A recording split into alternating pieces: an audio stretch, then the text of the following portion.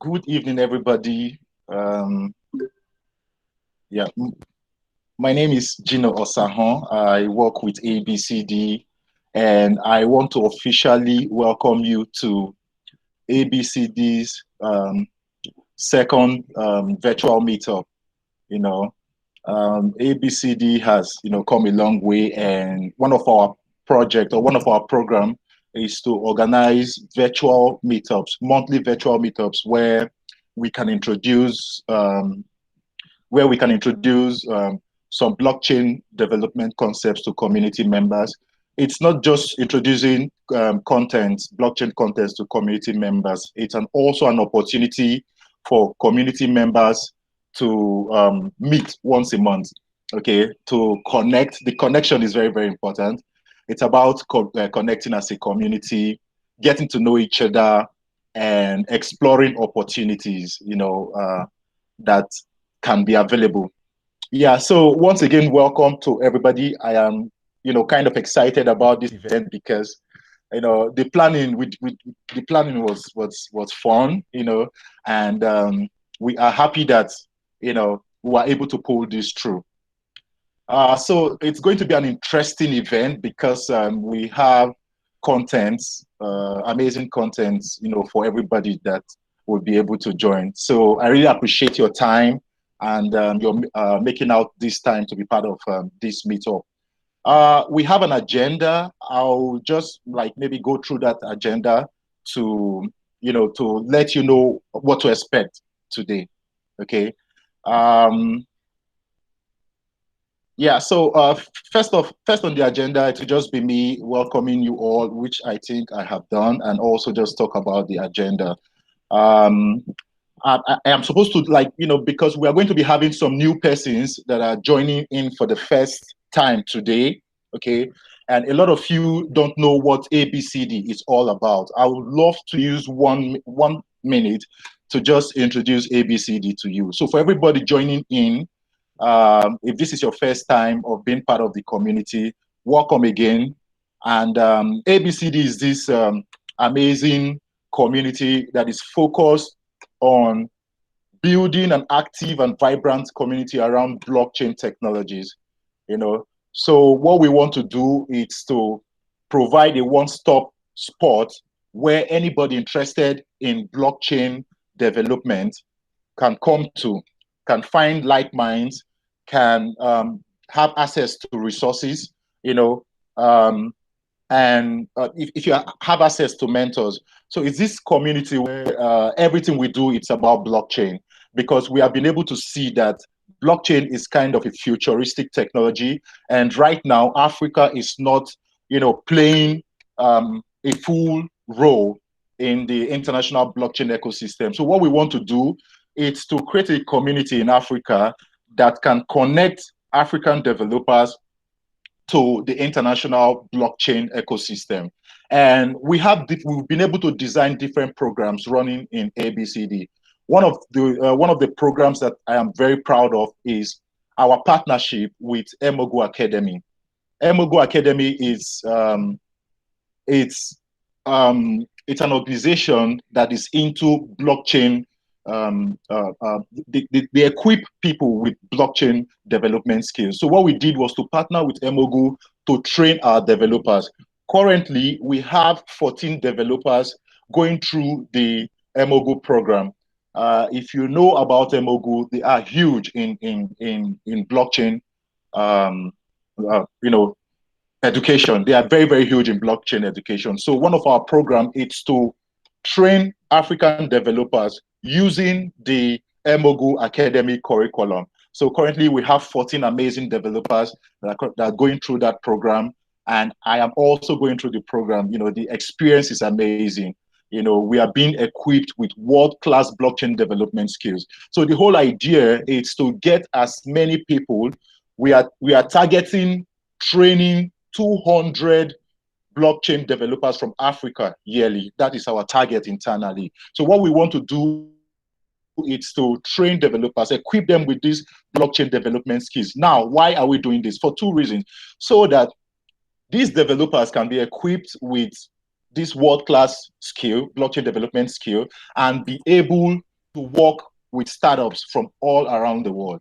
Okay, and the other reason is to equip developers with these skills so that they can build ideas. It's about ideas. We have a lot of challenges in Africa, and we believe that leveraging on blockchain, we can provide solutions to some of these challenges happening in Africa. So we are equipping our developers with amazing skills so that they can start building startups that are solving problems in the African ecosystem. And also, if you go try our program, we are working, on creating opportunities, job opportunities. So by the time you go through our program, it's our duty to connect you with job opportunities. I don't know if I've been able to say so much because I don't want to dive into other people's time. So after this session, we are going to have our first speaker. I mean, it's an opportunity having him on this platform. His name is Peter. And, I will consider him one of the most active developer in our program. He's currently in our program. He's one of the most active. He's serious about learning, And so one thing we want to do is to also use these monthly meetups to showcase our developers. So every month, what we are going to be doing is to get one or two of our developers in our current program to speak and teach, to give back to the community. So our next speaker is Peter, and he's an amazing guy. Look forward to his session. So after Peter's session, we're going to go into the next session.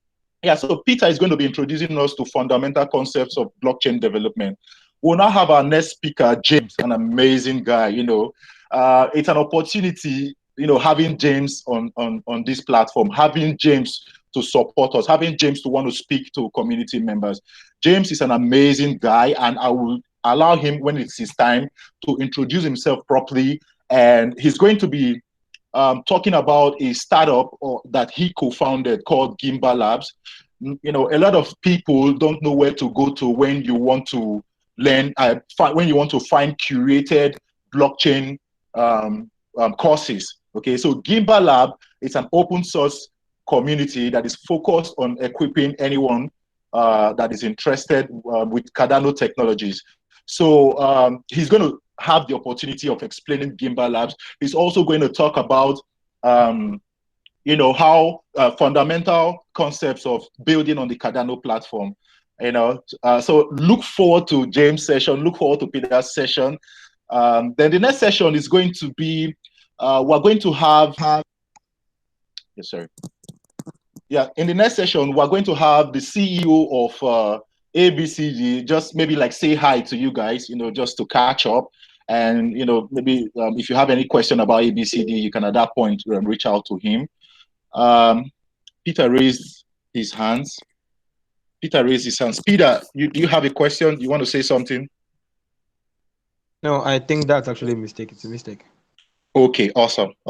Yeah, so then after that, we're going to have a Q&A session. Now, remember, we're a community, so it's not just about coming to listen to people talk about, different techie stuff and all that, and you go away. Like what I told you guys at the beginning is that this is an opportunity for community members to connect, to know each other, to if it was a physical event, yeah, you know what networking does. I mean, a lot of people have amazing opportunities just by attending meetups. We also, in ABCD, we're also going to be doing physical meetups, but it's going to be a mix of virtual and physical. But for this virtual meetup, we're going to give an opportunity for community members to ask questions, to talk to each other, to reach out to each other.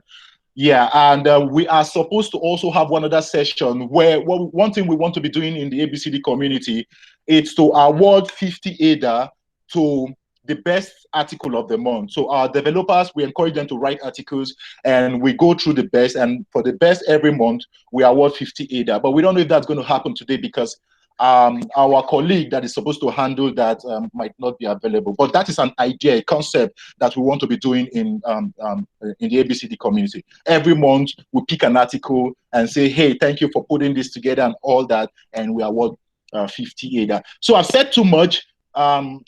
I'd like to, if Peter is ready for us, I'd like us to have Peter take his session. Peter, are you ready? Yeah. Thank you so much, ABCD. Thank you so much. Thank you so much for the opportunity to speak. I feel like there's still a long way to go for me, but then I am very excited to share the bit I know about getting started in the blockchain space and at least the fundamental knowledge that anyone needs to know about the technology. So I'm happy to be here. I, Thank you so much, Gino. Yeah, so I've seen some of the comments in the comment section. Thank you very much for being here, and I hope that I'd be able to communicate enough to give us the opportunity to learn as much as we can. So I'm actually doing using two sources. I'm using both my mobile phone, so you can see my face better because my laptop cam is not really working properly, and then I'll also be using my system to project the slides. So let me share my screen. So the blockchain space is a very fascinating space. It's a nascent technology, meaning that there's still so much that we are yet to see, and there's a lot of exciting things that is really going to be coming into the space. Comparing where we are now to I don't know if my screen is showing right now. Can you see my screen? Okay, let me present. All right. So, as I was saying, it's a nascent technology and it's a very nascent space, and then we are expecting and hoping to see so much happening in this space. So we are like in the beginning days of the internet. That's what I keep saying about the blockchain space. It's as if history is kind of repeating itself. It's like we are back in 1997 when the internet was just getting in the space, and then people were still confused about what could happen next and what to expect. So today I'll just be talking about the fundamentals of blockchain development, talking about the blockchain technology, and I hope we learn a lot to be able to communicate. But of course, after this, it's still okay to check some materials to expand your knowledge because I'll just be giving overviews and then I can delve into some things in bits. So the table of content, I'll be talking about the blockchain technology, how it works, its fundamental concept, and then the last three are just bonuses. I'll just be talking about where Africa is in is in the picture and use cases for Africa and where we go from here. So those are just bonuses, but the main core of today's talk is on the blockchain technology, how it works, and its fundamental concept. So about myself, I am Otobong Peter, software developer in the web space. Recently, I found the blockchain technology really fascinating because it's one place where I find a middle line between my interest. I've always had this interest for technology, finance, economics, policy, social good. So the blockchain space is one place I've found that overlap. So it allows us to be able to cost change as at the same time it's an amazing technology. It's also related to finance, so it is like everybody has something to offer in the blockchain space. Even if you're not a developer, you might be interested in social good and seeing what the blockchain technology can actually add. So I was taking decentralization as a technology for granted until yesterday. So I lead a community in Port Harcourt City, Blacks in Technology, and we submitted an application, a proposal for a grant. They sent the grant yesterday, but it was a big deal. When I went to the bank, they looked at my face as if I came to steal money or I just defrauded someone. So you can see how decentralization is helping us. So the African Blockchain Center for Developers has really been instrumental for my journey towards mastering the blockchain space. So what is the blockchain technology? Blockchain is a distributed ledger technology that stores transaction and data in blocks that are cryptographically linked together. The cryptographic chaining of ledgers is where the name blockchain is derived from. So in basic terms, blockchain is actually a ledger technology. It's just like a database. It's actually a database. But the idea or what makes the blockchain very interesting is that it is decentralized and is also distributed. So it's like an overlap of two kinds of networking: decentralized, distributed ledger technology. So just like the same way we store data in a database, the blockchain is redefining that idea of storage in a database, but at the same time making it distributed so that everybody has equal access, everybody has equal authority in the space. So how does it work? Even though the technology is relatively new and gaining significant public adoption, its underlying concepts and mechanisms are not exactly new. So think of it as Elon Musk.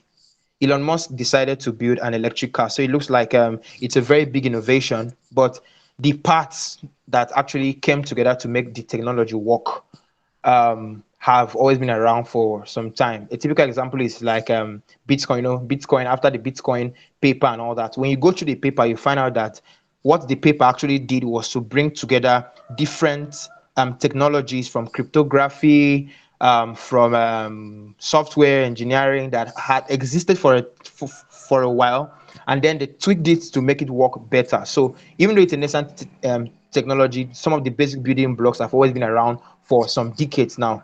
Although with the era of where we are right now in the blockchain, we are seeing a lot of evolution in the space.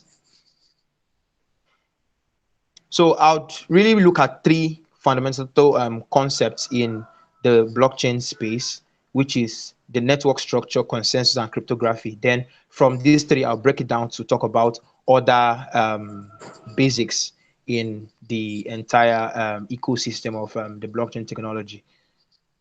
Yeah. So I hope we are understanding up to this point. So the first thing I would like to talk about is the network structure. When you look at this network structure, these are three basic network structures in computing. The first one is a centralized network.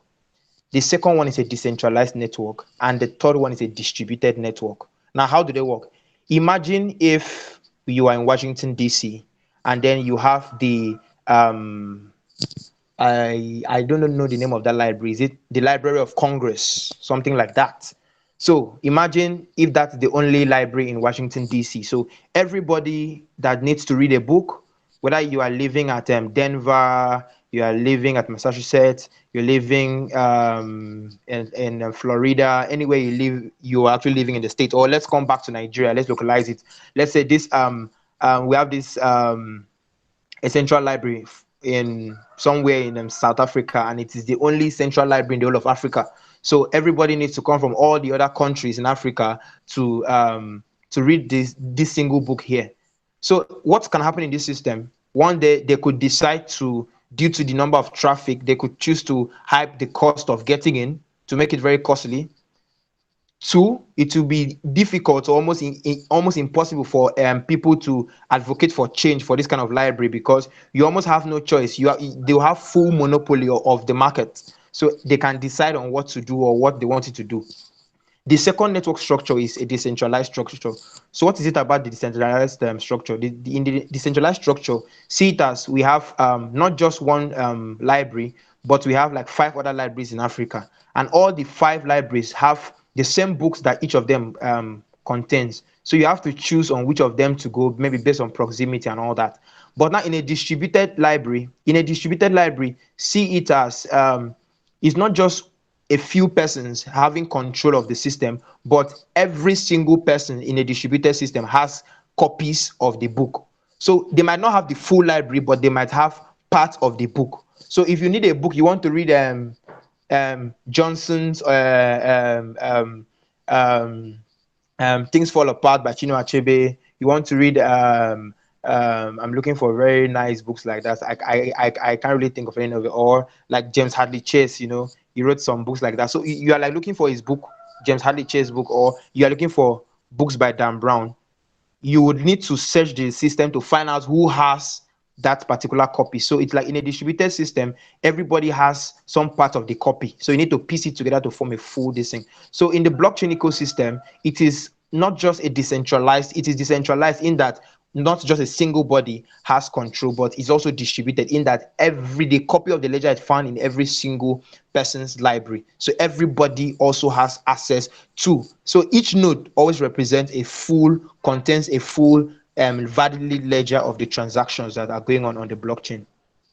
So that's the first thing that that we need to understand, that makes us to know why the blockchain is decentralized and distributed. Decentralized, distributed. Yes. So the next thing is consensus. A consensus mechanism is a fault tolerant mechanism that is used in computer and blockchain systems to achieve the necessary agreement on a single data value or a single state of the network among distributed processes or multi-agent systems, such as with cryptocurrency. It is useful in record keeping, among other things. So consensus is like when we have to vote for who will be the next president of the United States. It is just like a kind of a vote them to come to an agreement. So everybody casts votes. So the vote is meant to represent the decisions of the people, and then about what is best for the country. So the belief is that if more than 50% of the country says this person should be the president, that means that that is the best decision for the country. So that's the idea of consensus. How do we come to a single decision at the end of the day? Why is consensus very important? Consensus is very important because in a centralized system, for instance, in a bank, the bank can decide to know, or they are sure of their value of truth at every point in time, such that if I send money to Veronica, and then Veronica receives the money, and she wants to lie that she didn't receive the money, it is easier for a decentralized body to check the system and then be sure of what is actually happening. It is very easy for it, since it's just a single person. So the only thing the centralized system needs to do is to build a structure that is resilient and can resist attacks. But in a decentralized system where 4,000 persons have to come to an agreement, 20 persons out of the 4,000 or 1,000 persons out of the 4,000 might lie. So they can come together and say, okay, no, this is not really what is true. So how do we come to an agreement? That is the idea of consensus. So if a decentralized system must reach consensus, then it must fulfill the following conditions prior to reaching consensus. So if a decentralized system must reach consensus, first of all, it must reach a place of agreement. What is agreement about? All honest nodes must agree on the same state of data. As I said before, I gave a simple explanation of how the consensus works and everything. So everybody, we need to come to a single value of what is the truth in the system, because some people can be malicious. No, some people can, okay, let's take for instance Bitcoin. Some people can want to lie about the value of Bitcoin in their wallet. So, but since it's a decentralized system, there is no single person that we can trust. Everybody, some people say it's a trustless system, some people say it's a trust enabling system, but let's just use the term trustless. So trustless means our trust is not really on a single person. So for us to come to consensus, we must find ways to reach that point of consensus. So I said there are about five conditions must be reached if at all a decentralized system must reach consensus. So let's say we are building our own blockchain. Let's imagine that we are building our own blockchain. Our blockchain needs to reach consensus. What are the five? These are the 5 things we need to think of if at all our blockchain must reach consensus. First of all, it must come to a point of agreement where all honest nodes agree on the same state of the data. 2, it must be fault tolerant, means the consensus mechanism must run smoothly irrespective of malicious or faulty nodes. Sometimes malicious nodes are not really hackers only. Sometimes the node might have software issues or the server might be down. So how do we reach consensus regardless of faults? Our system also must be able to terminate itself. That's all honest nodes exit the consensus process for reaching a common decision. So when consensus needs to be reached, it must have a time bound reached, and then everybody reached an agreed value, and then they exit. You cannot go back again to go and make consensus about what has already been agreed upon. So termination, the ability to initiate a scenario that requires consensus, make the decision about what is true, and then exit the process, and then come to a conclusion of what is true. The next thing that is important, if at all a decentralized system, as I was saying before, let's imagine we are building our own blockchain. If our decentralized system must reach consensus, is its integrity. All the honest nodes should reach the decision just once in the consensus circle. So one person cannot say yes and no. It's just like when we are voting. You don't stand on the fence. you must say yes or you say no.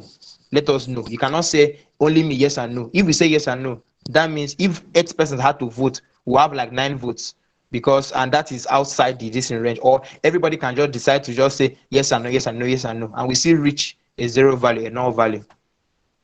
So, and the next thing we also need to that our blockchain, our decentralized network must be able to do, if it must reach consensus and agreement, is validity. All the honest nodes must agree on the same initial proposed by at least one node. So what does this mean by validity? Let's say Gino is in the house and I'm also in the house, and then we now decide who that's, and then I say something, and then what I said is a lie and what Gino said is actually true. There cannot be a different option from those two. It is either a value proposed by me or a value proposed by Gino, but one of it must become the outcome at the end of the consensus. It must not be an external, like we have to choose between X and Y, and at the same time someone now voted for Z.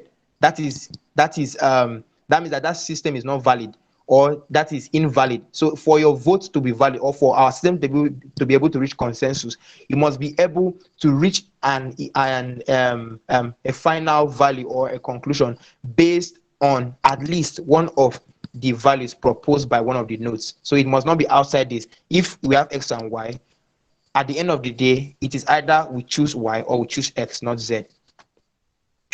Now, aside from those things, now we have now agreed that these are the things that must make our system to reach consensus. We have looked at all the conditions that are necessary for consensus to happen in a decentralized network. For a real life application, how would we now make this possible in real life? So now we've looked at, if at all our system must reach consensus, it must be able to be valid. The system must have integrity, must be able to decontaminate itself and all that. Now, if we have finished doing that on a roundtable discussion, how can we now make this possible in real life by building the blockchain itself? So the first thing we need to do is look at the safety, liveness, the tolerance, the authentication, quorum structure, non-repudiation, and decentralized consensus. Now, for a system to reach consensus, the first 3 are the most important: safety, liveness, and tolerance. The other 4 are just bonuses, but I'll just rush through them. Safety. The consensus mechanism must be considered safe, meaning that it is deemed valid if the same output is produced by all nodes. That means the consensus system must be so true that if I send money to Gino and Gino receives it, that value must be able to find itself in all the other nodes on the system and must be safe enough to make that possible. The second thing is liveness. Liveness ensures that regardless of the participation of faulty or malicious nodes on the network, a honest result is always reached. So what liveness means that even though someone tries to hack one of the nodes, the system would always be tolerant to fault regardless, and will still reach let's say you sent money to someone in Germany, you sent like 40 bitcoins, and for some kind of reason your 40 bitcoins did not go through. The system must be able to reach a way of being able to revert that transaction and send you back your 40 bitcoins, and your 40 bitcoins should not just disappear out of the blues, or someone should not just claim that the transaction belonged to them. So it must have liveness. The third thing that's also very important is tolerance.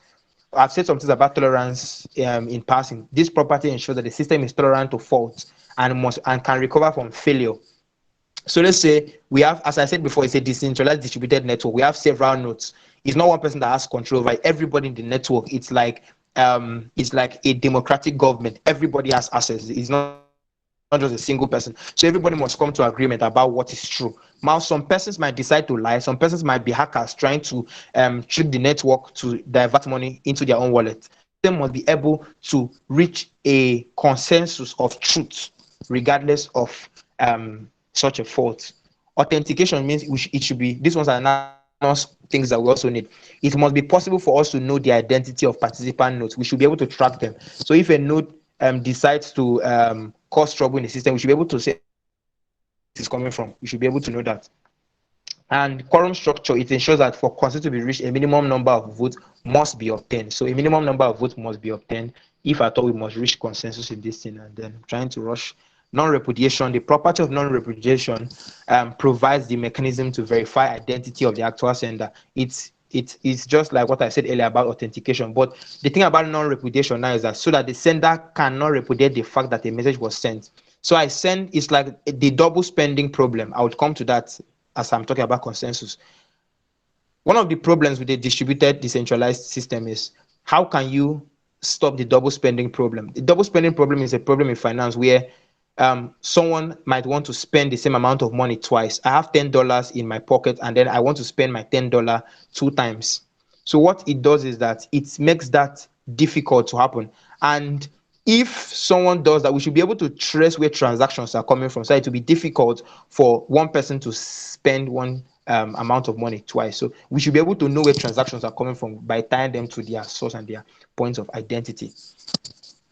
So moving on, 2H-long problems that consensus is very important in is the double spending problem and the Byzantine general problem. So I just dabbled into double spending problem. Double spending means Sam has $100 and then he takes the $100 to KFC, buys $100 worth of chicken, and then also goes to IKEA, use the $100 to buy a piece of furniture. If money is capable of being spent twice, then it has lost its value. The idea of money is that each time you spend money, in just like in contemporary accounting, it is credit and debit. Someone gives, someone takes. So each time you give out money, money is supposed to leave you. Value is supposed to be transferred. That's why it's called currency. Currency means it has the ability to flow, just like a current. It's flowing from one point to another. It is the same constant money or amount of currency in circulation in the system, but then it is flowing from one person to another. So if we are just printing money, we just spend money, can spend the same amount of money twice, then money is not flowing. It must flow, it must leave you, change hands. You must create value to get money back. So that's the idea of double spending. So in a centralized system, it's easier because it's one person that decides, we are in business. We must make sure that our value is always true. But in the decentralized system, some people might be malicious actors. How do you make sure that they don't break our consensus? So consensus is very important. And why is it also important? We now come to the second problem that makes consensus very vital, the problem that is solved by consensus, and that is the Byzantine generals problem. Sorry, I almost got interrupted by a phone call. So the Byzantine generals problem. Yeah, so can we hear me? Yes, Peter, we can hear you. Okay, thank you. Okay, so the Byzantine generals problem is an age-long problem that was being tackled in mathematics. How do you reach consensus in a system? So how do you reach consensus in a system that is decentralized, knowing that bad actors would always try to tamper with the truth? So the Byzantine general, why it's called Byzantine generals problem, why we stress the name Byzantine is because this is an age where you didn't have telecommunication and anything could happen. So these are four generals and they met on a certain day and then they're like, anytime you receive a message from my brother or from my messenger, know that it is time for us to attack. So we want to attack the city of Troy. So they made up their mind and they said, okay, anytime you see the message, know that we have to gather for war. And what now happens? Now, one of the generals, this general, I don't know if we can see my mouse. You can see my mouse. So let me hover around it. Yeah, so this general initiates the message. He sends out three messengers. He sends one to this guy. Let's call this General A. General A, B, C, and this one on top. Let's call him General D. So General A, this A, let's call him A, B, C, and D. So General A sends out a message, gave a letter to his messenger and said, go and tell him that we are about to attack. Sends a message to the second guy and says, tell him we are about to attack.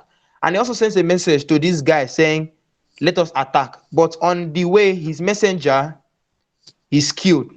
And the message is changed to retreat. So now we have truth, and then we have data that's been tampered with. Now, this other general, because they said we must reach consensus, everybody must send message, so that we'll be sure that we're not being ambushed. Now, General B, when he received the message from this guy, let us attack, he also sent a message to this guy back saying, I received a message from A saying we should attack. He also sent a message to this guy saying attack. So because he received the truth, he sent out the truth, and he also sent out the truth to this other guy down here. This other general on the other end received a tampered information that they should retreat. He has very good intentions, but what he got was retreat. So he sends out retreat to these guys and sends out retreat to these guys. This other guy received attack from this guy, was able to send out attack.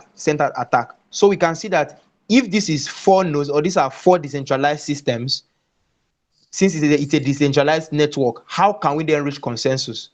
One of the ideas in the Byzantine general problem is that for consensus to be reached, the consensus on truth must be more than what is a lie. So if I ask 10 kids who is the owner of this building, and 7 persons tell me it is that building belongs to Bill Gates, and 3 persons tell me no, it belongs to Taylor Swift.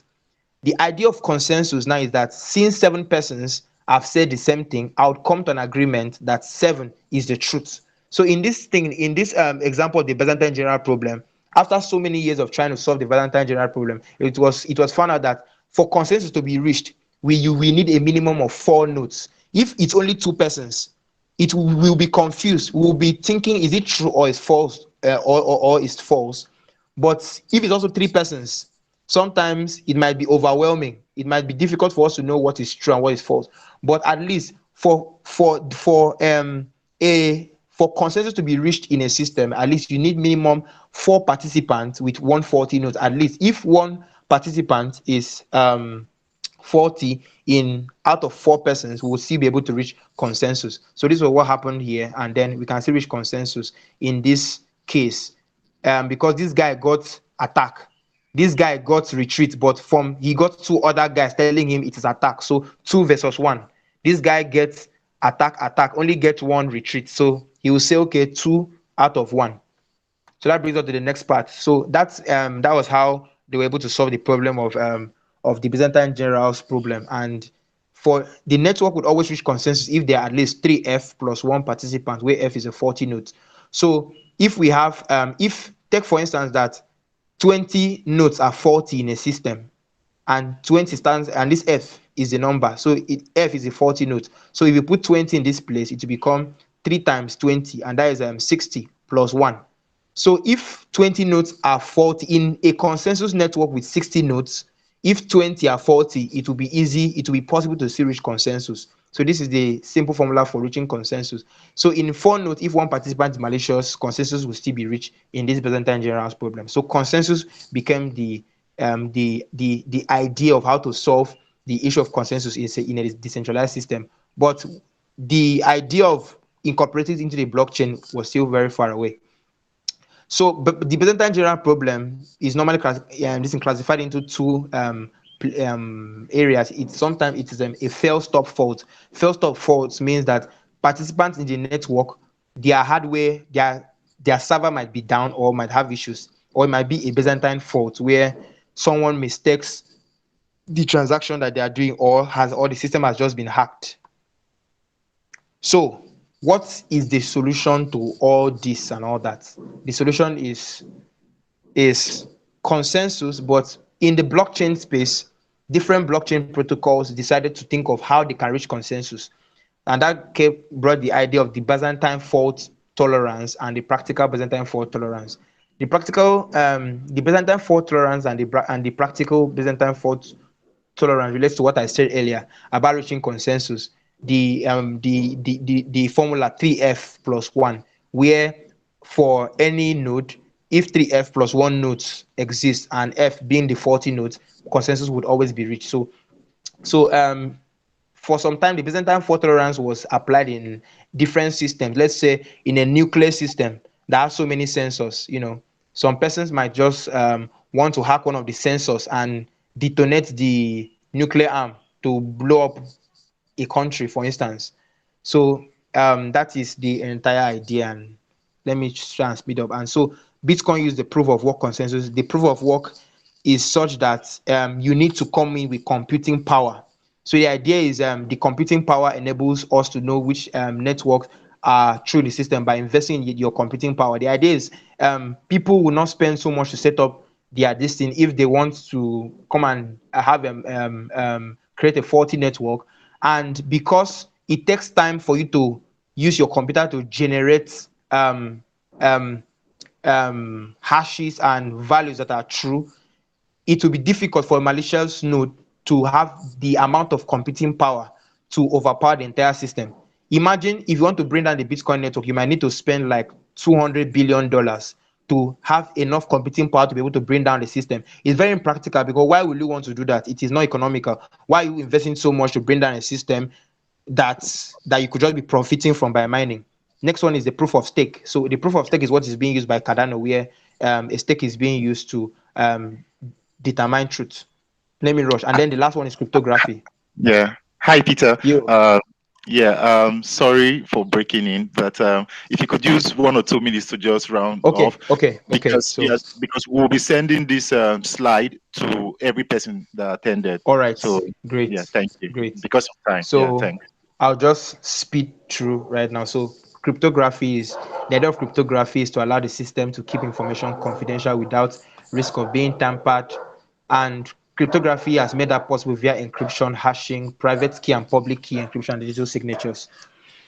So you can go through and understand the idea of hashing. Is the process of transforming any given data. So if I put an amount of data into something, the output of it should be such that it has a fixed value, and that fixed value, if just a letter is tampered with, the hash is going to change. So it is a way of making sure that the integrity of data is intact. So this is a picture of how hashing works. A plain text, you pass it through a hashing function and you get an output.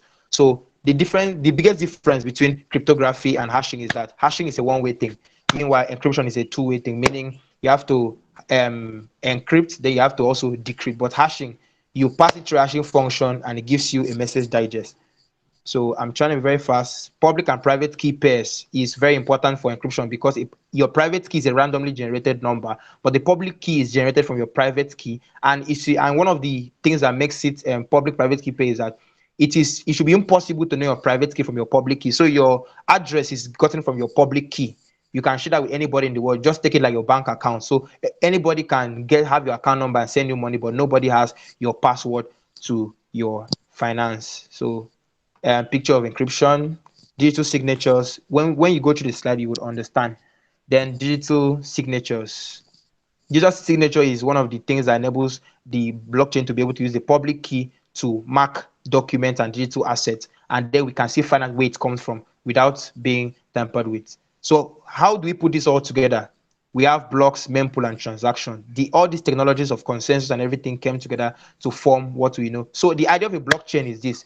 How it is chained together is every block has a hash. I said it before that when you put your data inside the hashing function, it gives you a random number that is synonymous with that data. If it's tampered with, the hash changes. So what the idea of blockchain is that every transaction we do, I said before, it's a ledger system, is classified into a ledger, and each ledger has a size and has a hash function. So every block is linked to the previous hash of the other block. So in that way, if you hack one of these and change the transaction, once the hash function changes, it begins to affect every other block, and then consensus happens again, and then everything gets back in place.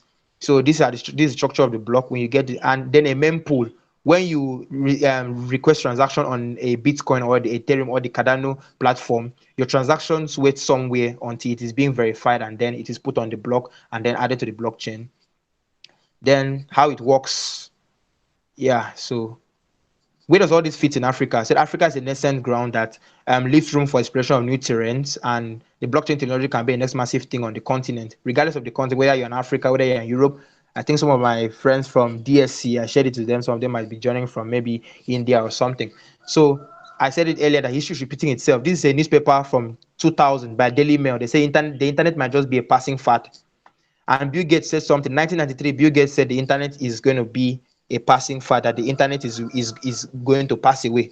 So that's what some people are asking. Is the blockchain just a passing fad? There's so much Blockchain, please, is not cryptocurrency. The cryptocurrencies or digital currencies are just one of the use cases of a blockchain. See it as the internet. In 2000, so many people would not believe that today I'll be talking to you live from somewhere in the world and we'll be talking to ourselves. But that is what we can expect with the blockchain space. Some of the biggest billionaires right now in the world are big billionaires because they hopped onto the internet age. So it happened early and history is repeating itself right before our eyes in the blockchain space.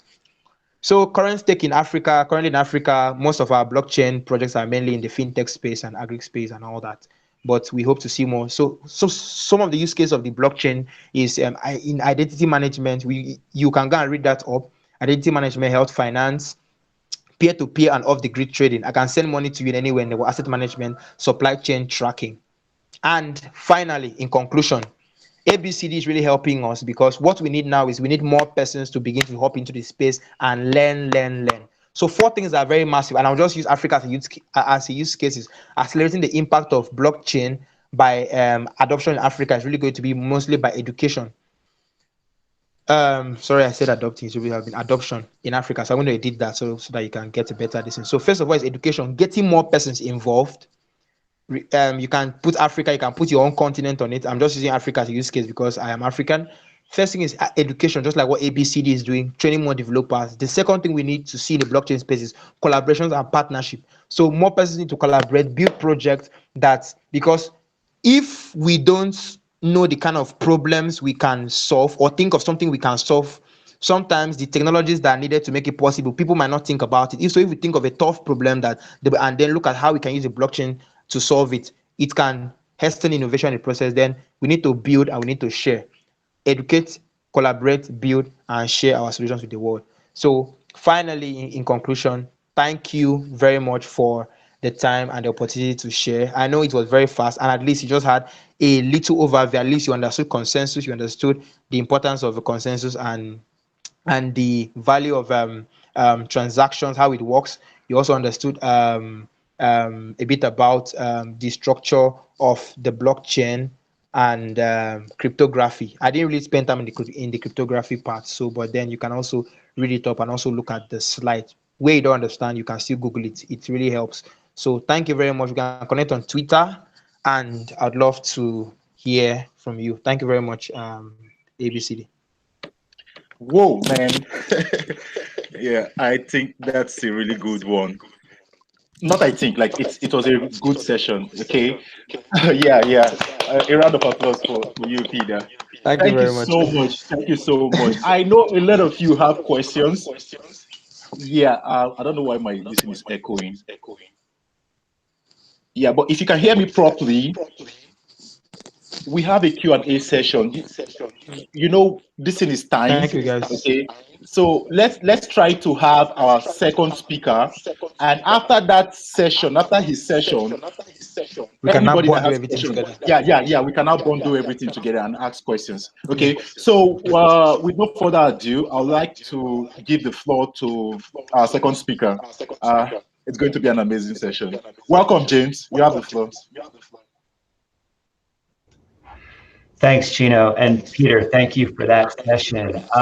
Yeah, thank you very much. If anybody's like me, when you hear a session like Peter's, you feel a combination of wonder and hope, but also a little bit of overwhelm, right? Because there's so much. He just shared so much with us that it can be difficult to know where to start. And so one of the reasons I am particularly excited that you all have come together, that this group is here, where there's 30 people on this call, right? It's Saturday afternoon. There's so many things we could be doing, but we're here because we know how important this is. And that's such a critical step, figuring out how to learn together. And so for me, one of the ways that I deal with overwhelm is I do the research. I try to wrap my head around these ideas, the kind of ideas that Peter was just sharing with us. But then I make sure I have a place to go and talk to people about it, right? Figure out, hey, okay, now I kind of understand what these things are, but why do they exist?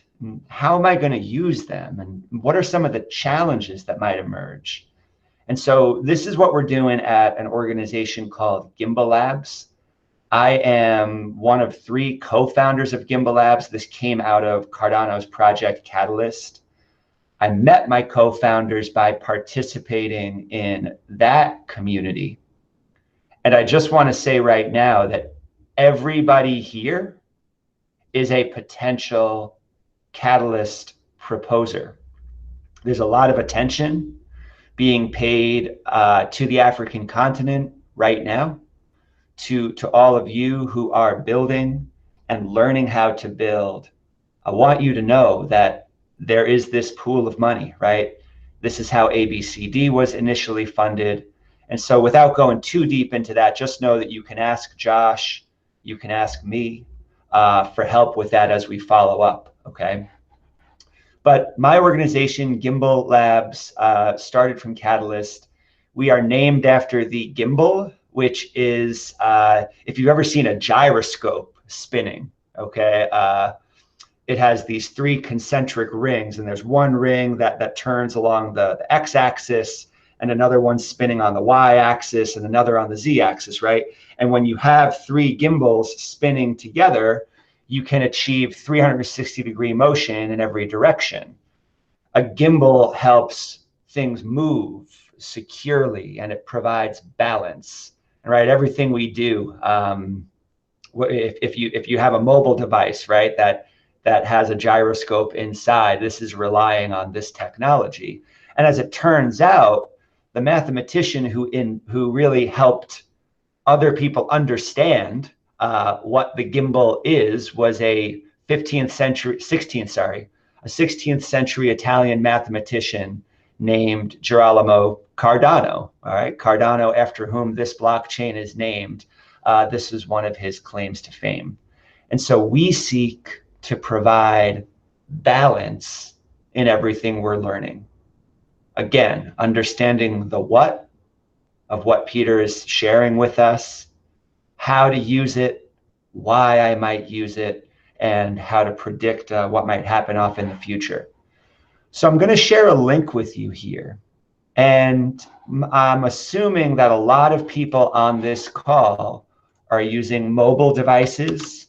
So it might be hard to navigate this Miro board on your mobile device and watch this presentation. So I understand this is going to be a growth area for all of us, but I'm also going to rely on all of you to start thinking about how to adapt the tools I'm going to show you today to your work. So I'm going to share my screen as well. And if you can participate, that's great. Please do. But if you can't, don't worry. Okay, this session is being recorded. You're going to be able to go back to this session and use the concepts that I'm sharing with you to make sense together of some of the ideas that you're all going to be learning as builders. Now, I'm calling all of you here builders. All right. Some builders are software developers responsible for writing code. Other builders are idea people, right, who might not write code, but might generate the ideas that then the software developers can bring to life. Building requires all sorts of different people coming together with a shared purpose so that you can accomplish something bigger than what you could do alone. And that too is what Gimbal Labs is all about, right? We know that it takes a balance of roles to make this happen. So if you were able to open this link, navigate to what I'm showing you here, the circle. And what we do at a Gimbal Labs playground session is you can just double click on any of these circles, like I'm going to do right here, and you can write your name inside. You can give it a color if you want to. All right. And this is what we do every Tuesday at Gimbal Labs Playground. And I'm sharing this social technology with you so that you can use it yourself. So I have two primary goals today. One is just to share with you at a high level the way we operate when we run these Gimbal Labs Playground sessions, so you can take it and make it your own. And then my other goal is to have a playground style conversation okay, about some of this technology that Peter was just describing to us. So what I tell people when we start a playground session is why there's two circles. There's an inner circle and an outer circle, and everybody here is free to sit at either circle. And if you choose to sit on the inner circle, that's your way of saying that you really want to lean into this conversation today, and you want to play an active role, and you're probably going to want to talk. But sometimes we don't really want to talk. We just want to listen, or we want to lurk, like I do on Reddit boards, right? So you can also just choose to sit on the outer circle, and that indicates that you are here and you want to listen, but you're probably not going to speak up, right? And this just gives us a way of setting those expectations in a low pressure way so that everybody can find their entry point into the conversation. Now, I have this phrase PBL in the center of the circle. This is at the core of what builders are doing. We are all learning by engaging in projects and problem solving. And so before I started working full time in the Cardano ecosystem, I was a math teacher in high schools here in the United States. And I realized there was a lot wrong with how we taught kids, right? Here in America, there's a lot of schools where it's all about just telling kids what to do and pointing your finger at them and saying, you obey me or else, right? Which I just think that's not the world I want to live in. The world I would rather live in is one where people are encouraged to try things and to learn as much as they can by doing. And that's what project-based learning is all about. We have this acronym PBL, and that letter P, sometimes it stands for project and sometimes it stands for problem. But personally, I don't see a big difference between these two things, right? My whole life, I'm problem solving, right? I'm hungry. That's an opportunity to solve a problem, right? Find something to eat, okay? A project is just a longer term problem. Or maybe it's a collection of problems, right? Or maybe I start working on a project because I want to find out what the problems are. There's an intimate relationship between these two things. And I actually looked up the etymology of these two words the other day. Project, I hope I'm saying this right. I think project comes from Latin and problem comes from Greek. But what's really interesting is that both words actually mean the same thing, okay? Both of them are about throwing something into the future. And obviously we know this because another way to pronounce this word right here, project, is to project, right? When I am projecting something, I am throwing it forward. But I found it really interesting that both of these words, project and problem, are all about throwing ourselves into the future. Why do I solve problems? Because I want to live in a better world where we've made some progress on those problems. Why do I engage in projects? Well, because I think that as a human, I have the ability to change the future, to do a little something about the world that I want to live in. And this is why I work on Cardano right now. I believe that it's a technology that gives more of us the ability to engage with projects that are going to help us build the future that we want to live in. So that's what we do at Gimbal Labs. I just want to show you a couple of other things on this board before we give it a try. First of all, over here on the left-hand side, we use this thing called community profiles. And these ones here are empty, right? I kind of cleared this out and I made space, and you'll see the title of this is Playground Template, because everybody, A, B, C, D, okay, whoever, if anybody wants to use this template is now yours, and you can use it, make a copy of it, change it however you want, okay? Really quickly, this is the active one we have going inside of Gimbal Labs right now. And so you can see there's all these different people who have contributed. We have a different agenda every week. Last week's circle is still here with some notes on it. We have all these sticky notes. You can see just by taking an overview of this board that there's a lot you can do with Miro to organize a meeting, to take notes collaboratively, and then to turn those notes into something useful where you can create a project. But what we tell everybody every Tuesday is that they can fill out their own template, or sorry, their own profile if they want to. This is very different than joining a social network like Facebook or LinkedIn or something, okay? We're not trying to collect anybody's data. All we're doing here is giving people a place where they can send a signal out into the world about what they want to work on, what they want to share, what they want to learn, okay? And the point of these profiles is not for anybody in power to look at this and make decisions, but for people who are operating beside each other, in collaboration with each other, to browse through what other people are sharing and say, oh, you know what? This person I've been studying with, they are kind of interested in something that I'm interested in too. I might want to reach out to them. And so that's why we give a place for social media handle. Now at Gimbal Labs, we use Discord most of the time. Maybe that's different for all of you. So again, feel free to customize this board to your own purposes and use it however you need to.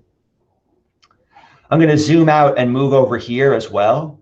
This is our project matrix.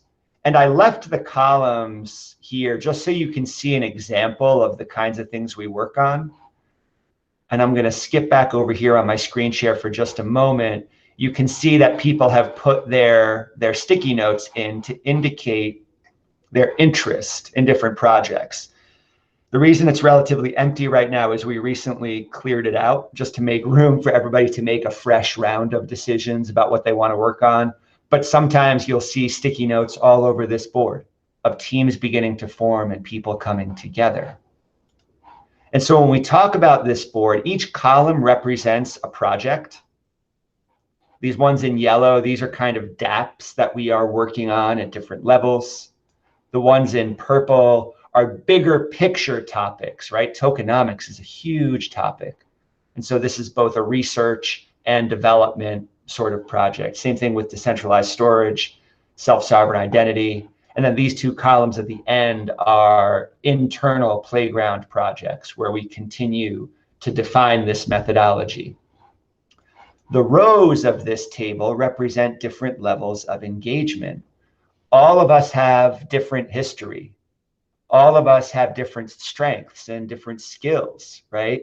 And so some people are great leaders and organizers.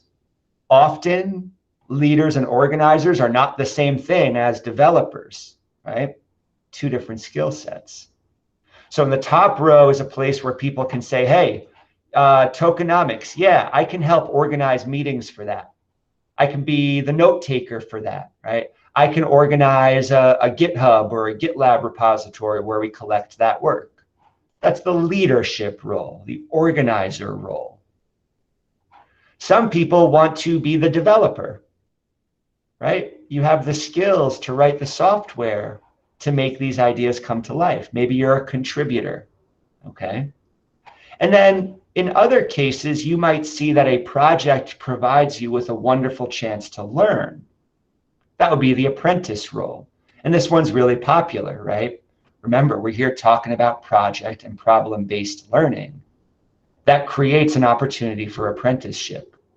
So a lot of people at this meetup right now, maybe you're taking that Emogo blockchain course.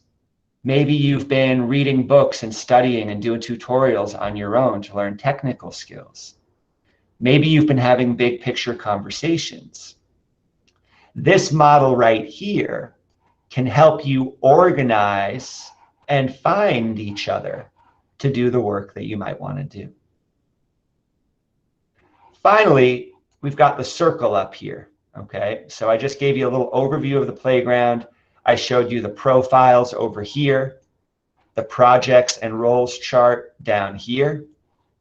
And then we've got the circle, right? Some people were able to take a seat, okay? Oladapo, thanks for taking that seat. And John, thanks. Okay. And again, I know that a lot of people are using mobile devices. So this is going to have to be, and oh, you're welcome. I'm so glad to be here, Peter, man. Yeah, you and I got to collaborate. I think the combination of the big ideas that you're bringing and this methodology, this is why I so believe in working on teams, right? This is why we're doing this. So here in the circle, there's a few tools. Okay, everybody has a seat. Right now, I am the facilitator. So I would take this F ball and I would put it next to my name. And this shows that I'm the leader of this circle right now, right? But at another, earlier, if we had been using this structure, Peter would have had the F, okay? The speaker is the person who's speaking right now, right? So actually me, in addition to having the F, I happen to have the S as well. But maybe as I'm talking, you're thinking about some questions you have, or there's something that you want to add on. And that's what the 1, 2, 3 are for, right? Sometimes we can get distracted from a conversation if we're just worried about getting the chance to talk. And this 1, 2, 3 is for that, right? So let's say that John has something to say. At any point, he can grab the 1 and he can put it next to his name right here. And what that represents to everybody here is that when I'm done talking, John gets to speak next. And sometimes somebody's going to have the 1 ball already, but you might want to talk. Yeah, exactly. You can grab the 2. So maybe Josh would have something to say after John. He can grab the 2.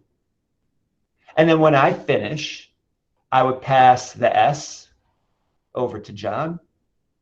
And John would pass the 1 to Josh, and Josh would put his 2 either wherever the 3 was or back in the center of the circle like this. And this provides just a really nice way of being aware that everybody's going to get a chance to pitch in throughout the meeting. I'm going to move these back here for just a moment, but just keep that in mind that we have these speaking tools. Usually our playground sessions go for an hour and a half. And actually, that's not true. They're scheduled to go for an hour and a half, but sometimes we end up talking for like 5 hours, okay? And this is another key thing to mention. Some people need more time to talk, and other people get antsy by the end, right? Like I know that after 2 hours of talking, I'm like, all right, I got to get out of here. I can't talk anymore because I have to go read, or I have to go write some code, or I have to do something active because this conversation inspired me, right? And there's a key relationship between acting and talking, right? For me, talking is all about figuring out what I want to do. And then once I know, I go over here and I act. But then once I act and once I build something, the cycle continues and I have to come back and I have to talk about what I built, or I have to ask questions, or maybe I finished something and I just want to show it off and then participate in some conversations so I can start to figure out what to do next. And the right amount of time is different for everybody, right? Some of you might want to spend more time having conversations about what to build, and other people might not want to talk that often because they're so busy learning to code and all that. Both of those are worthwhile. So I'm going to move this square out of the center. This is kind of like having like PowerPoint slides, right? You can always drag things in and out of the circle to show your emphasis. And we don't have long right now, right? But I'm sure that people have some thoughts in their mind about what Peter just shared. And I want to drill down even more. Y'all are working to become blockchain developers. And some of you are far along that journey right now, and some of you have a longer way to go. But all of us have to get better at talking about blockchain, talking about why cryptocurrency exists, talking about what sorts of problems this solves. And so one word that we hear all the time is the word wallet. So let's take just a minute before we continue the conversation. I want to give everybody who's on this Miro board a chance to just write something on this board. Watch this. So over here on the left-hand side, there's a sticky note button, and you can click it, or you can just type the letter N on your keyboard, either way. And you can choose a color, and then you can click on the screen to drop your sticky note. Now mine's really big, right? And you can bring a sticky note onto this board, and then you can write in it your answer to this question. What's your definition of a wallet? It holds my money, right? Okay, so just take a moment. If you are on the Miro board, I see there's 13 other people here. Grab a sticky note and put it on this board to start our conversation. And we'll continue in 1 minute.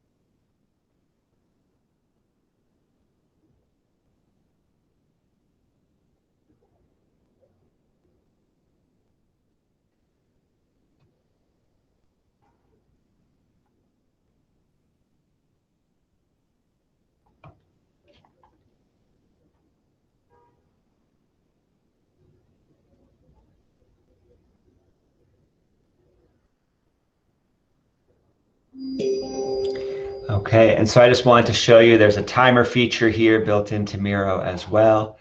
And just observe, right? Isn't it cool watching everybody's cursor move around on the screen? I can feel the energy that we have right here. I can feel us all kind of thinking. And I know that, I mean, for me, the hardest part about the pandemic has been that I haven't been able to sit in a room with a bunch of people and talk about ideas as often as I want.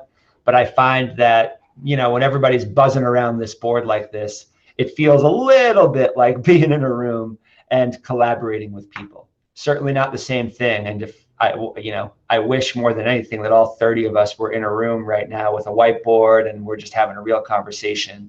But this is what we've got, right? And it allows somebody like me in the United States to talk to people from all over the world. So, you know, I'll take that. Another cool thing you can do is you can click on somebody's sticky note, and if you like it, there's this emoji button. So I can be like 100, you know, I could use whatever emojis I want to say that I agree with something. Now, what we would typically do at a playground session is, after giving people a chance to write their initial notes, then we would open up the floor for conversation. And I know we don't have that much time right now, but does anybody here have a question, a comment, something you're thinking about from listening to Peter, or something you're thinking about from listening to me? Feel free to grab the speaker ball, or if you're on a mobile device, you can just unmute yourself and speak up. Who's got questions? Who's got ideas?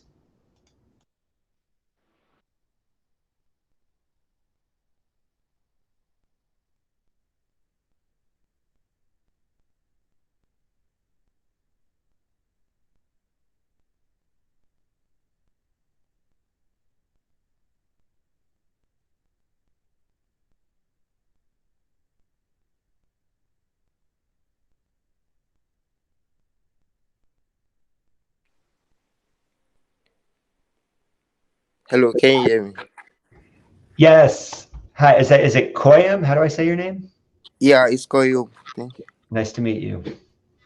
Yeah, I would love to ask, what does it take to transition from a software engineer into a blockchain developer? Like, when you've based on web and application and all those kind of stuff, what does it take to transition into being a blockchain developer? That's the question. Thank you. Beautiful. No, I love that question. We've supported a few developers to start to become blockchain developers. And for me, it comes back to this idea of project-based learning that I was sharing earlier, right? If you're already a developer, let's say you're a full stack web developer, or even a front-end designer, it doesn't matter. you have skills that are still fully relevant, right? When we talk about building dApps, we're still going to need people who know how to build front ends. We're still going to need people who know how to build a back-end infrastructure. It's just that you're adding new tools to that. The back-end part is a little bit more complicated, right? Because in a lot of cases, we're talking about replacing traditional databases with some kind of decentralized storage. And that's one of our big picture topics that we're working really hard to figure out inside of Gimbal Labs, okay? So my big answer to your question is find a project and some people to work with and use the skills you already have as you learn how to add the blockchain parts to your work. More specifically, we are within Gimbal Labs trying to support that process. So my co-founder, Roberto, he started a project called Dandelion. Maybe you've heard of this. Basically what Dandelion is it's providing free, publicly accessible endpoints for anybody who wants to test out their ideas by building on Cardano. And so, for example, if you just need to query the blockchain and post some information, kind of like you see on a Cardano Explorer or on pooltool.io or a metadata explorer, that kind of thing. What Dandelion does is it allows you to have access to doing those things without setting up your own Cardano node or your own instance of DB Sync. So those tools are really valuable. And we're actually working right now on helping more people serve a Dandelion node. That's kind of beyond the scope of what I probably have time to share with you today. But everybody here is welcome to drop by at Gimbal Labs. We have a Discord server. I'll drop the link in the chat when I'm done with this session, okay? And you can ask people questions. You can see what people are working on. And so my hope is that everybody here at ABCD starts to build their own projects, but everybody here is also 100% welcome to come over to Gimbal Labs and see if there's something you can work on or if our resources are helpful to you, okay? The other part of the answer is, by doing stuff like this, right? To become a blockchain developer, well, you know what? I need to know what a wallet is. And so that's what we're talking about here. And so one of the points I want to make about wallets is that personally, I think the word wallet is a little bit misleading, right? I like this definition. It stores digital assets, right? Not just my money, right? Okay. Store and retrieve. I like that. A means to store, right? But what is it really holding? What's a Cardano wallet actually holding if you drill all the way down? Anybody know this?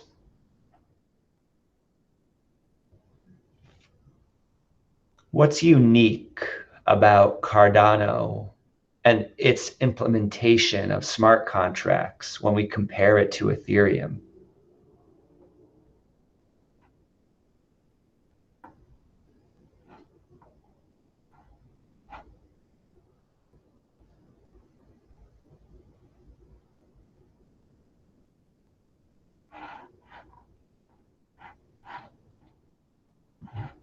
And so I'm gonna, yeah, exactly, right.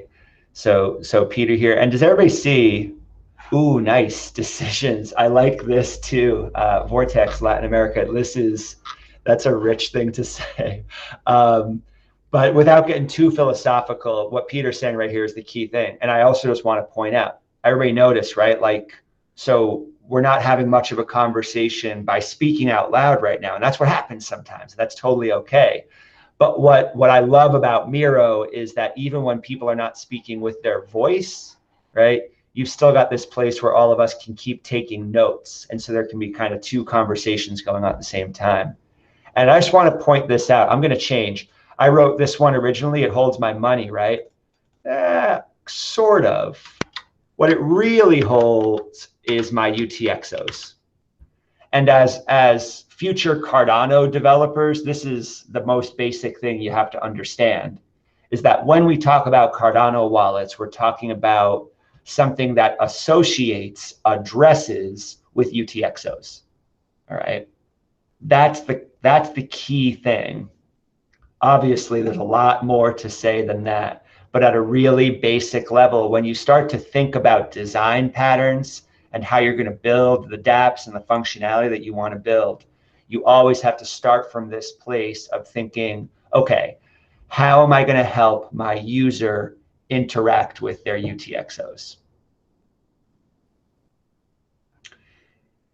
All right. I feel pretty confident that I've gone over time already as well.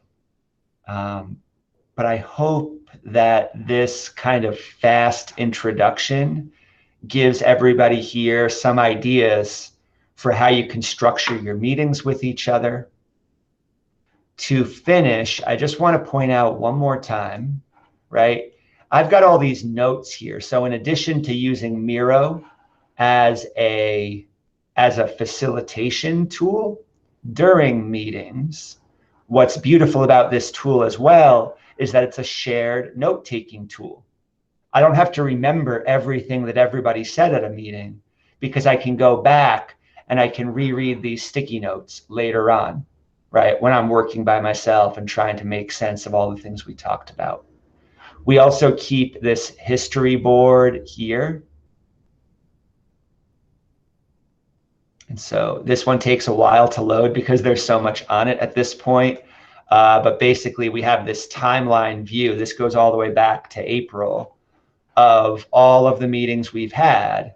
And you can see how, the meetings developed as we went through, the different forms things took. And so in addition to being a facilitation tool, Miro is also a nice tool for documenting how groups of people learn together. All right, so that's my presentation for today. I can stick around if anybody has questions. We can keep using this tool, or of course, feel free just to unmute yourself and jump in if you have any questions. Thanks for having me, everybody.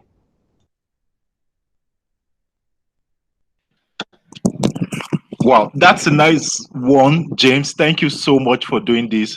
So I think we'll just go into the Q&A session. Okay, so if you have questions for James, feel free to unmute your mic, or you can also just type your questions on the chat. Yeah, so but you are free to unmute yourself and ask questions. I don't know if this guy, Pascal, are you still here?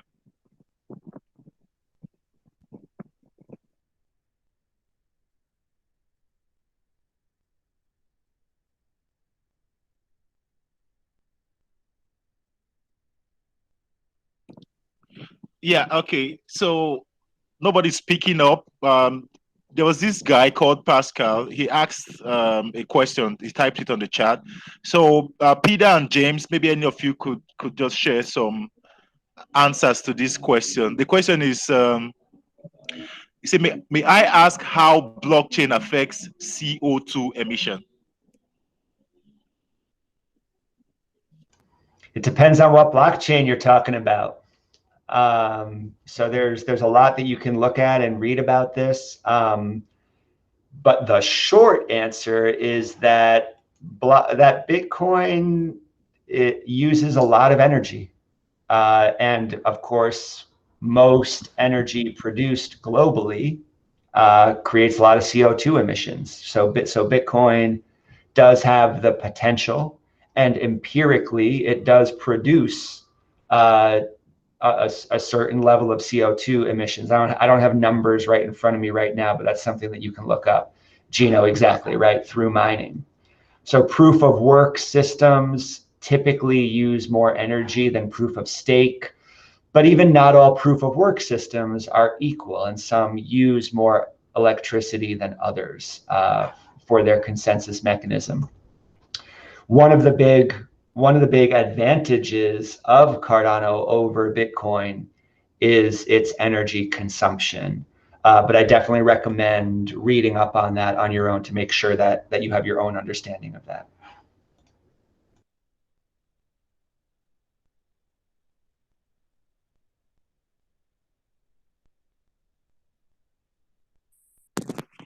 Thank you so much, James. So do we have any other question for James or Peter?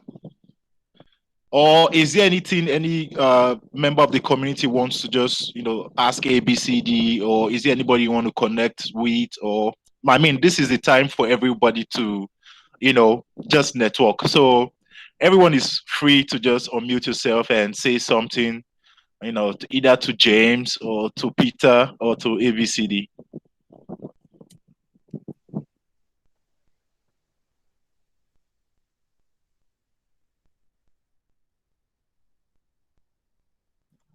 Hi, my name is Theodora. Sorry, I'm not going to turn off my video because I'm in the kitchen. All right. I've had a wonderful time learning about blockchain and how we can collaborate while working. So I actually see an interest in looking at how I can do some technical writing in this area. What would be the best approach to Okay. So Great I question. don't know. Yeah. I don't know if that's something I can actually. So I would actually say I equally love writing. I equally love writing, and I find it out that it's also exciting to be able to tie writing with learning, because in learning, yeah, it builds your mind, but at the same time, when you're writing, it forces you to research more, ask more questions, and then it also forces you to ask yourself questions about what you thought you knew before. So at the end of your writing, it helps you get better. So I'd say don't just see it as a journey of just wanting to jump into just writing, but first of all, start with trying to learn about the entire platform. So I'll give you an example. So this week I wrote an article on Orobos. Ouroboros. Ouroboros is the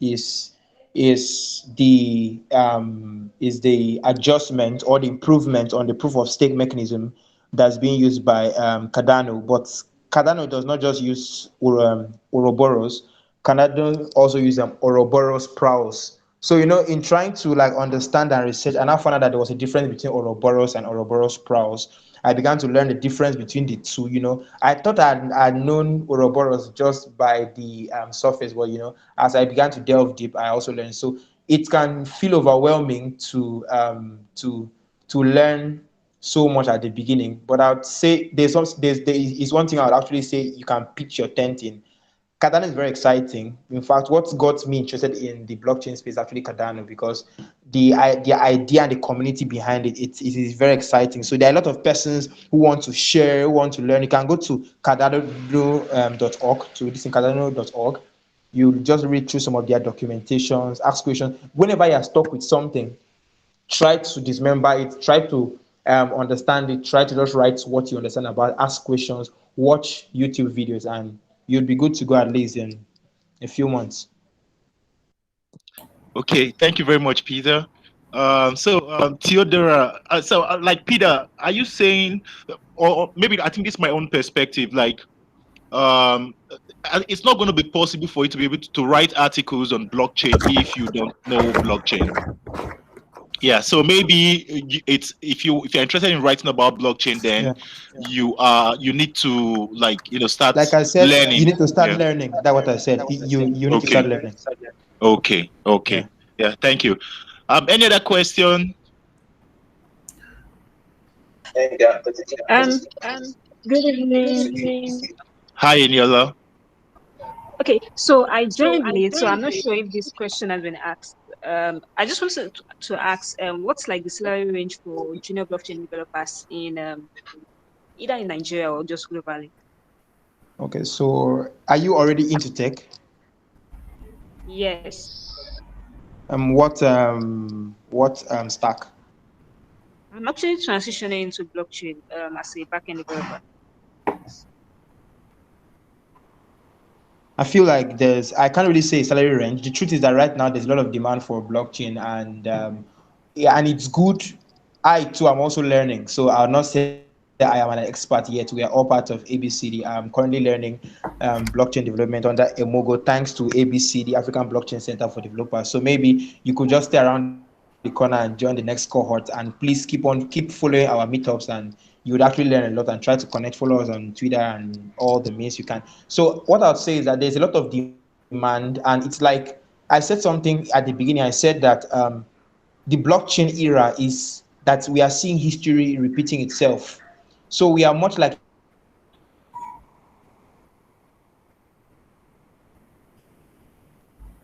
in the early days of the internet.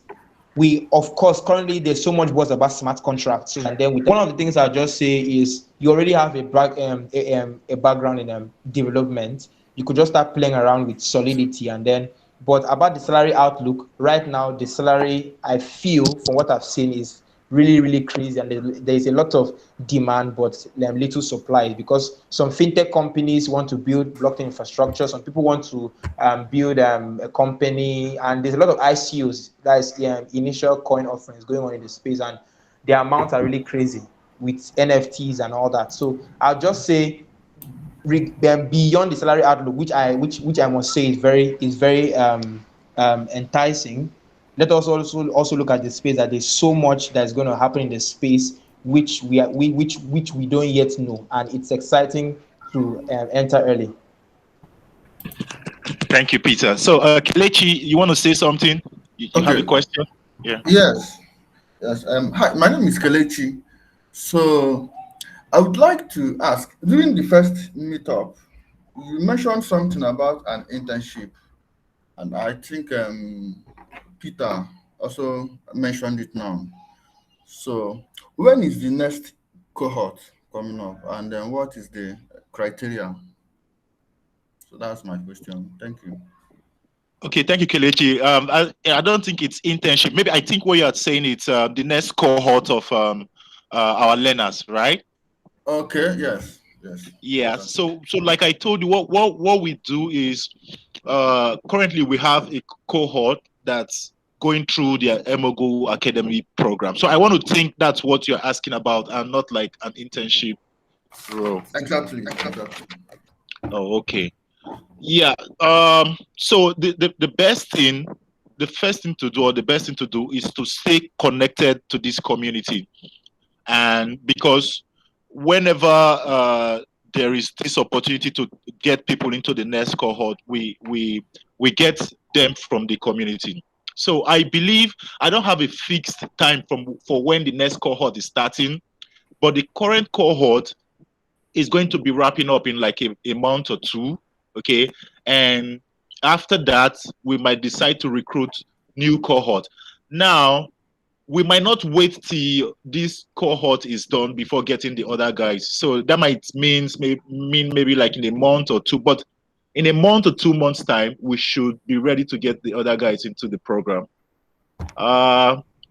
Yeah, so maybe I could speak with my team, with the ABCD team, management team, to get an exact date when we'll be launching the second cohort. But I know it's going to happen very soon, because, like I said, we have a target, or we have a planned target of 200 developers per year. And currently, we have 14 people going through the first cohort. The next cohort might get up to maybe like a 20, or it's not certain yet. But the best thing is to stick to this community, and follow us on Twitter. When the opportunity is out, we reach out to all of you that are interested. Okay, thank you. Please, can we like get the name of the training again, or the link or something to their website?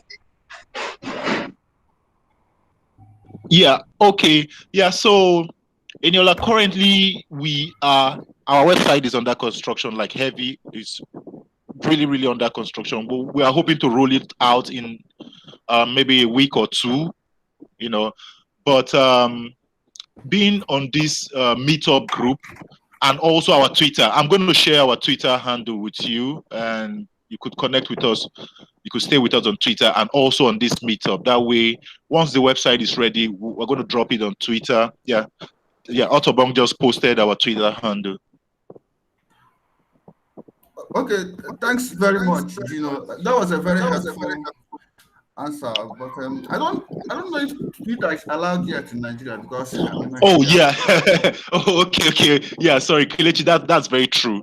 That's very true because Twitter is currently banned in Nigeria. So I guess the best place would be to stick with us on Meetup, and we are also planning to set up a Discord server where all community members can be on that platform. I believe the Discord will be a great way to connect with everybody on a daily basis. Okay, thanks very much. Yes. Okay. Any other question from any other amazing member? Because we've exceeded the planned time. So, but like this recorded session, the slides that both speakers used, we're going to send them to everybody, to everybody that attended. Yes. So you're going to get access to the slides and every other information. Hello, Gino. Sorry, one last question, please. Okay, go ahead, Kolade. Okay, so I want to ask if it's only developers that you take for your cohorts, because I'm a designer and I'm kind of interested in getting into one that will help me brush up my knowledge of blockchain and being able to design for blockchain tech. So Yeah, Femi, that's like a good question. Okay, designers, like I think it was James that said it. When you're talking about blockchain solution, it's not just only blockchain developers that work on a blockchain solutions. You need the front end guys, you need the back end guys. Designers are very, very key people when it comes to building any solution. Okay, and yeah, I'm excited. So I think what you just need to do is to switch into designing blockchain applications.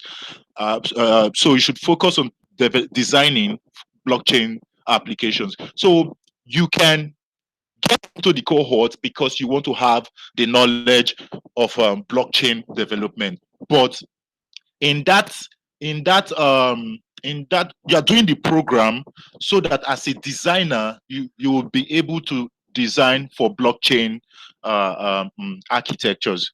Okay, so we accept designers into our programs when it's time, whether you're a designer, whether you're a content writer. Okay, content writers too, Theodora, please also be apply, so that you have the knowledge and you can now apply your design or writing skills to blockchain. So I think you can qualify for the program. You are qualified for the program. There was this question Kelechi asked about what are the selection criteria for getting into the program. Kelechi, I'm sorry, like I forgot, providing answers to that. So, like for this current cohort that it's going on, one of the requirements was that you should be an intermediate level developer, but that might not hold in this other cohort because what we want to do is to get beginners also into the blockchain learning platform. So we are not just focused on onboarding intermediate, but some cohorts will be targeted at beginners, while some other cohorts might be targeted at intermediate developers.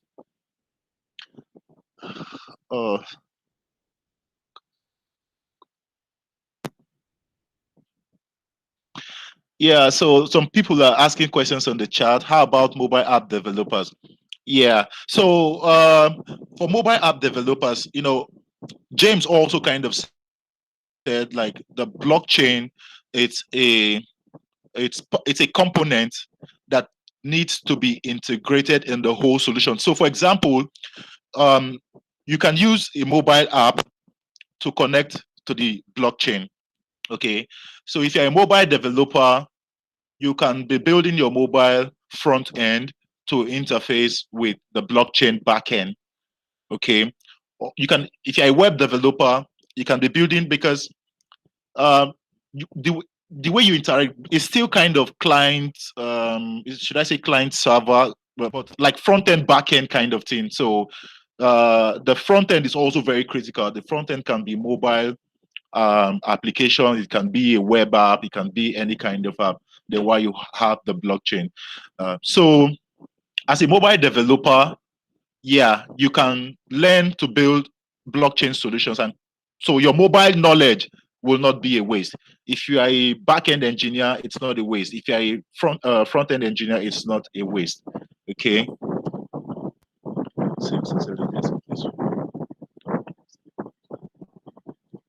So I'm trying to scan through the chat to take some questions. Project management of the EOS is like very interesting knowledge. The blockchain is mostly a database here. Yeah, so blockchain is really, really interesting. Okay, it's a futuristic technology. It's a technology that's going to be there for a long time.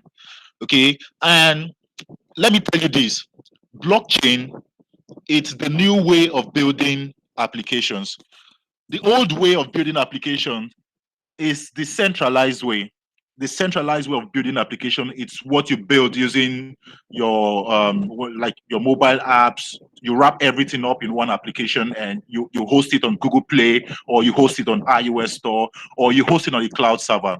Blockchain is decentralization. I mean, what I just explained is centralization. So blockchain way of development is decentralization.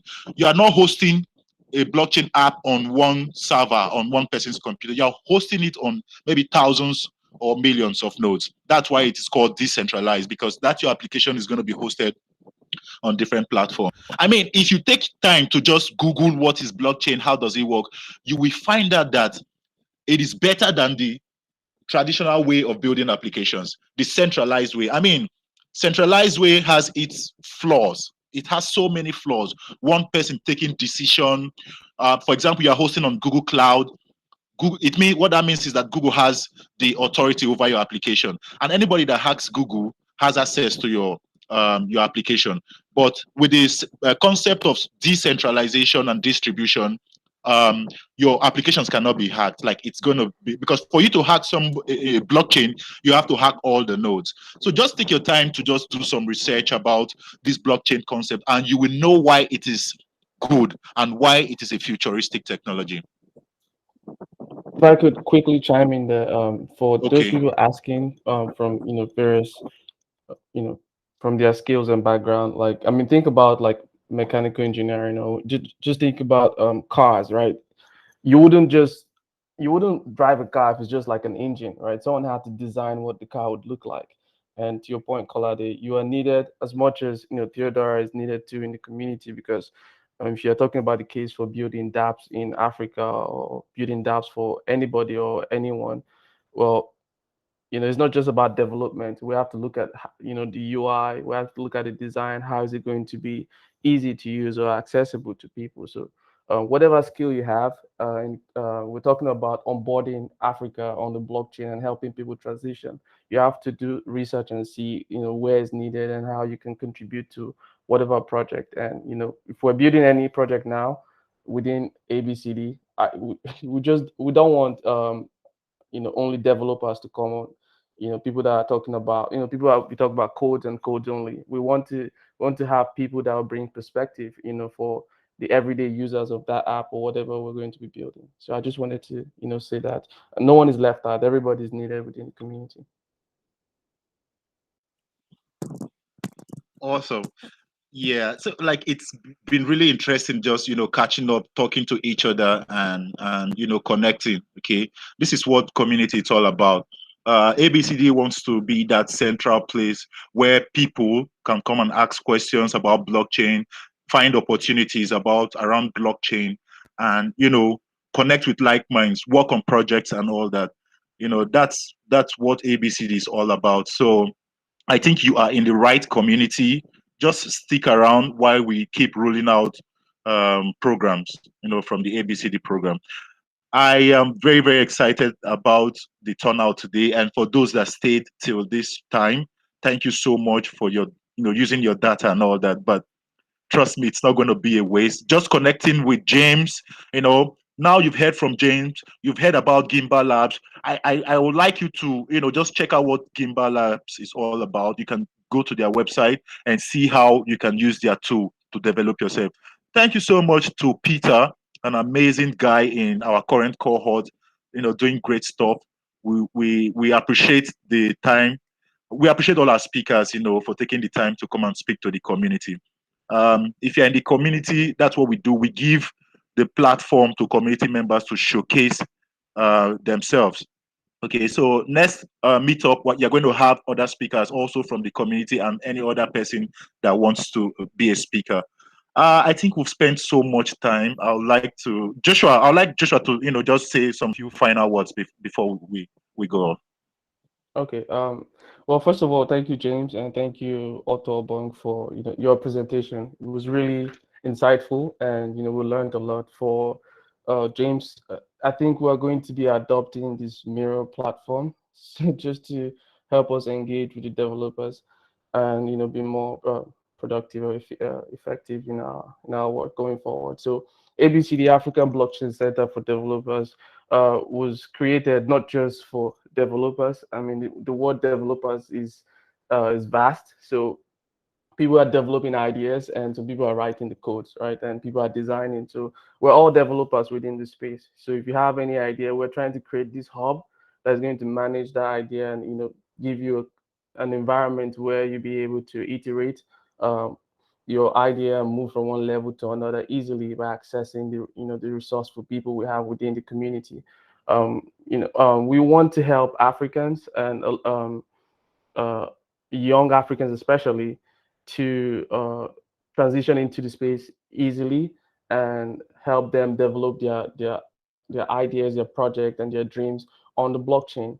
In the big picture is mitigating or curbing the problems we have in Africa, which involves deeply rooted in corrupt. You can say corruption because that's what we say all the time about the problems we have in Africa. But the point is, there's a way we can do things more efficiently, and we want to utilize the blockchain technology to make that happen, right? So we can build dApps, we can build different solutions that's going to cope this problems that are bespoke to us in Nigeria, especially financially, right? We want to push power to the edges. The blockchain technology helps us do that, right? So as we're learning and within the community, I don't want you to feel too overwhelmed, because part of what we'll be doing is making this whole big nonsense make sense.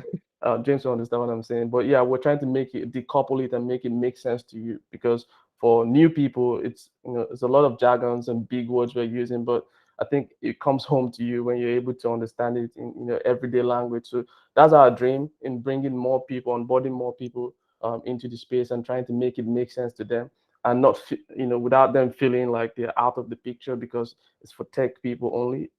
It's not for tech people only. It's for people that have ideas that's going to work to make someone else's life better, right? And helping people fulfill their dreams in the blockchains using the blockchain technology. So yeah, that is why we founded ABCD.